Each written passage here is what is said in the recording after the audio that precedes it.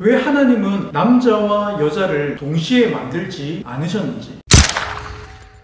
하나님께서 세상을 창조하실 때에 보시기에 좋았다고 말씀하고 있습니다. 그리고 6일째 인간을 만드시고는 참 좋았다라는 말씀을 하십니다. 창조의 이 모든 시간 동안 하나님은 늘 좋으셨습니다.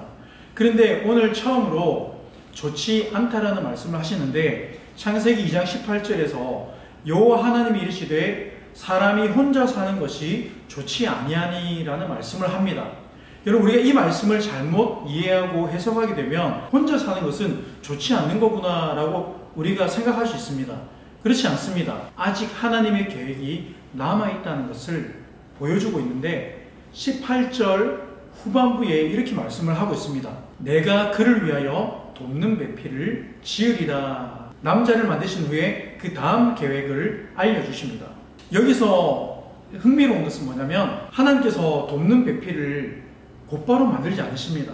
그리고 일어나는 일이 있는데, 들짐승과 그리고 하늘의 새 각 생물을 하나님께서 아담에게 이끌어 오십니다.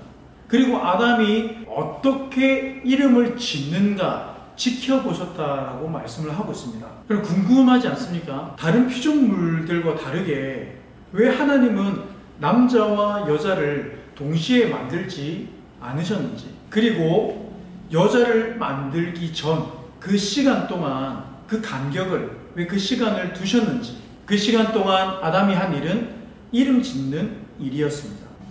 이름을 지으려면 깊은 관찰이 필요합니다. 모양의 형태부터 각 형태의 특색뿐 아니라 암수 구분까지 하게 되어 있습니다.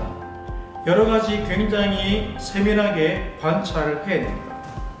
창세기 2장 20절 말씀을 우리말 성경에서는 이렇게 이야기하고 있습니다. 아담이 가축과 공중의 새와 모든 들짐승에게 이름을 지어 주었습니다. 그러나 아담은 자기에게 알맞은 돕는 사람을 찾을 수 없었습니다. 아담은 이 일을 통해서 자기 자신만 혼자라는 것을 깨닫게 됩니다. 나와 내 인생에 상관도 없어 보이는 일이지만 이것이 아담을 향하신 하나님의 선하신 계획이라는 것입니다. 아담은 각 생물의 이름을 지으면서 자신의 짝을 찾아보았습니다.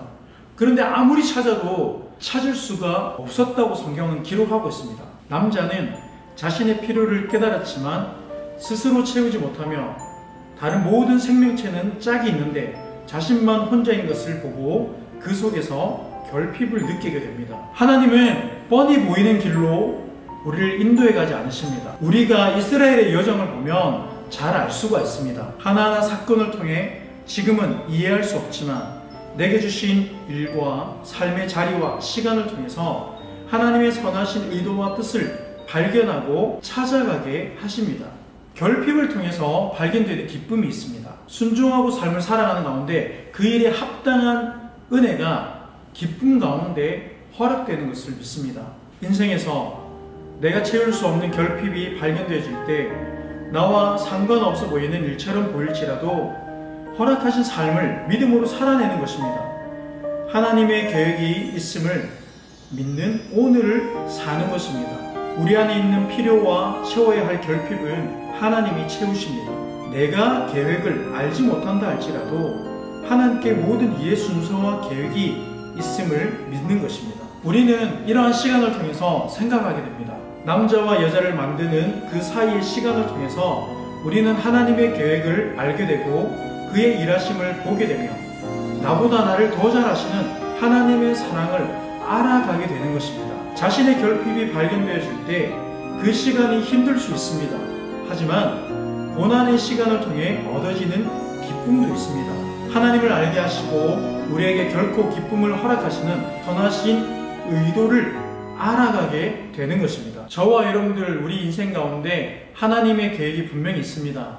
이미 세워놓으신 그 계획 가운데서 하나님은 선하신 그 은혜 가운데서 우리의 삶을 이끌어 가십니다. 남자와 여자가 동시에 만들어졌다면, 처음부터 같이 있었다면 아마 그 존재의 가치가 다를 것입니다. 나의 필요는 하나님이 더 잘 아시고 일의 순서와 계획이 하나님께 있음을, 오늘도 나의 믿음은, 나의 신앙은 하나님을 바라보는 것입니다.